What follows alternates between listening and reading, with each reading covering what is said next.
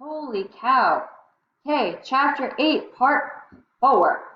All right, so we are going to go into our parenting styles. We have uh, three different parenting styles. So we have our authoritarian, our authoritative, and your permissive. So these are going to be written down inside your notes, which is very important. We have our authoritarian parents with these guys are, you cannot question them. It's my way or the highway. They demand obedience and they value obedience to authority figures. If you do something wrong or incorrectly, you will know about it. Your authoritative parent set high but realistic standards and enforces limits, encourages open communication and independence. I'm more of an authoritative parent. My kids have rules and guidelines that they need to follow in order to develop those morals and respect. But also, if they do something wrong, I'm not going to spank their butts and yell at them because they didn't do something correctly. This is when we have open communication and we talk about what we're supposed to be doing versus what we're not supposed to be doing. So this is the only way that they can really learn at that point. We have our permissive parents, which is just a free-for-all, so few rules or demands. Children make their own decisions and control their own behaviors. My sister was a permissive parent, and my nephews ran rampant. She didn't have any say-so over them just because her own life was kind of in shambles, so she just let her kids do whatever they wanted. So then about 2 years ago, she was trying to be an authoritative parent, which doesn't really work. You can't go with whatever, do what you want, I don't care, blah, blah, blah, in order then to set rules and guidelines and boundaries. It's kind of hard for those kids to make that adjustment. So now she's right on the right track in order to be having rules and guidelines to follow, but also letting them have their own free time as well. Authoritative parents, so children tend to be happier and have higher self-esteem. This is the parents that have rules and guidelines, but they have open lines of communication. They're more self-reliant, socially competent, and reasonable because it's not just their own way. It's not one-sided. They're able to look at the big picture and see both sides of the story. Your authoritarian parents, this is your drill sergeant parents. So children tend to be withdrawn, anxious, or happy. Just think if you do something incorrectly or if you don't clean your room the way that you want, that your parents want, you're kind of preparing for the worst. You're preparing to be yelled at, to be spanked, to be scolded or reprimanded. Your permissive parents, so children tend to be a little bit more mature, impulsive, and dependent. Children like to have rules to follow. I know that they don't want to be like yelled at constantly, but children like to have rules and some structure inside their little lives. So these children are less self-reliant and self-controlled in 3 different subtypes. Adolescence. Adolescence is a very hard period of life. We've all been there. So puberty, so this is a period of rapid physical growth and changes. Accumulates in sexual maturity. So this is when your boobies might tend to grow, or you start getting facial hair, armpit hair, your voice starts changing. So early maturation in boys, so the advantages is in sports. They might be more successful academically, but they tend to have greater aggression and hostility because they have so much testosterone running through their system that at such a young age, they have a hard time controlling some of that hormone imbalances. With early maturation in girls, they have more self-conscious over developing body. So think about if they start getting, double D's in like 6th grade, and all their other friends still kind of have like the body type of a young little boy. They don't have any bumps or anything like that for the boobies. So they might have self-conscious awareness, knowing that they have these big old tatas, but everybody else is the same way. So they might be felt left out or out of the picture. So earlier sexual experiences may occur because they're developing more, and more unwanted pregnancies happen at this stage. When a female matures a little bit faster or too fast, they have earlier exposure to alcohol and drug use because they tend to socialize themselves around people that kind of resemble themselves. Emerging adulthood. So this is where most of you are right now. So period from late teens to early 20s. You guys are experiencing and exploring different options. So this is college, changing jobs, changing relationships. This is when you're starting to develop your own life skills and who you're going to be as an adult. Your neuroimaging studies have shown that your brain still continues to mature throughout your 20s, early 20s. So if you're, 26 or 27, your brain might not be growing anymore, according to their studies. So make sure you treat your body okay and you don't drink too much alcohol or do silly drugs because our brains are still growing at a young age. When we go into middle adulthood, we have different changes. So of course, your body goes through your puberty stage.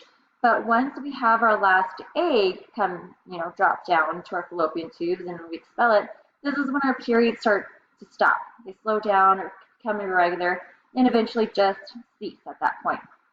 This signifies that our reproductive capacity in women are completed. We can no longer have babies at this point. So this usually occurs around between the ages of 45 and 55.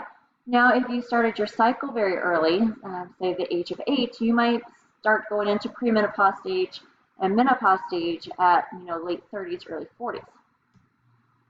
With your guys, you have gradual decline with testosterone, and this begins around the age of 20 and it continues until about age 60.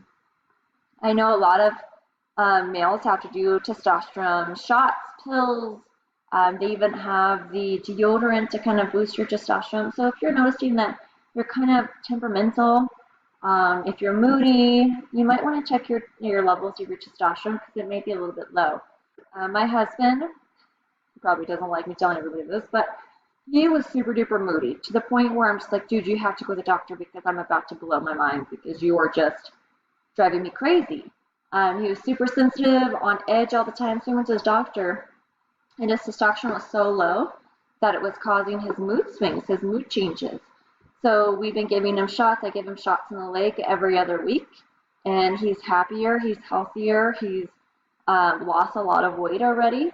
But if you do testosterone supplements, it may cause you to be infertile, so just be careful with that at a young age. Okay. A loss of a spouse is considered the most stressful event of a lifetime.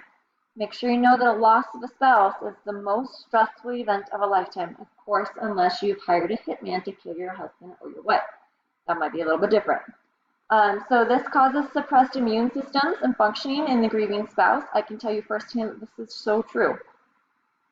My dad had pneumonia after my mom passed away because he was so depressed and stressed out after the loss of my mom that his immune system totally just dropped out of nowhere. He had pneumonia, double pneumonia, and he was admitted into the hospital at that point. So make sure you know that the loss of spouse is the most stressful event of a lifetime. With your successful aging, there's 3 different components. There's good physical health, retention of cognitive abilities, engagement in social and reproductive, and not reproductive, and productive activities. So engage in activities to ward off decline and oversatisfaction of life. So with my grandpa Pennis, he is considered a very healthy old dude.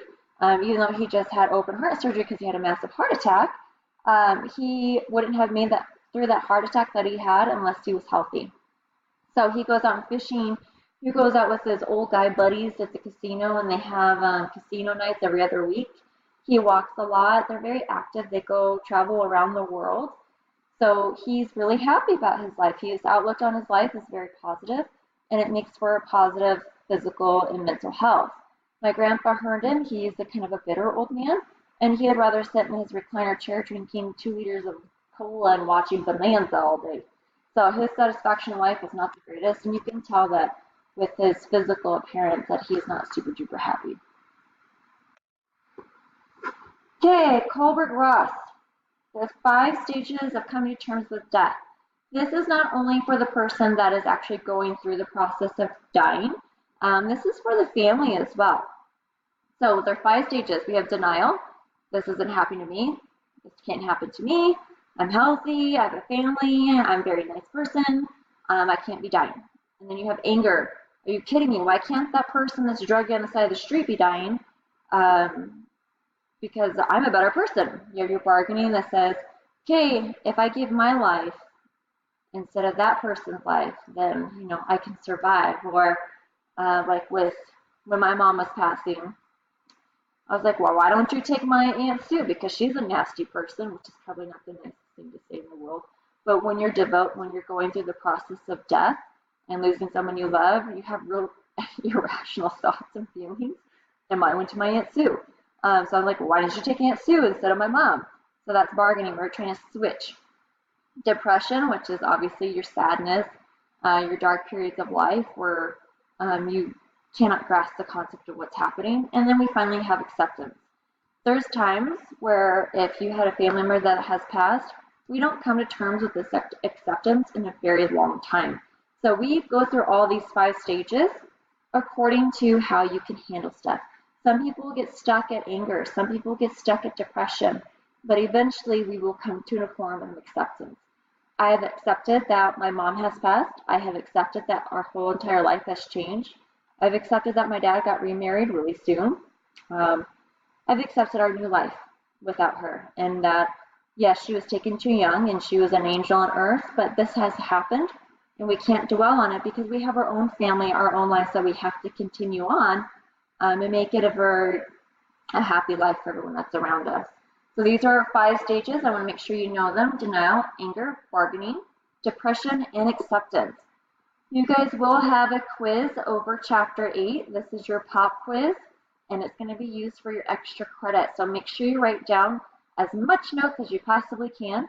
And then on Thursday, after your little pop quiz, you will be given your chapter 9 new teach forms for your groups to be completed. And we'll have those presentations. All right, guys, I'll talk to you later. Bye.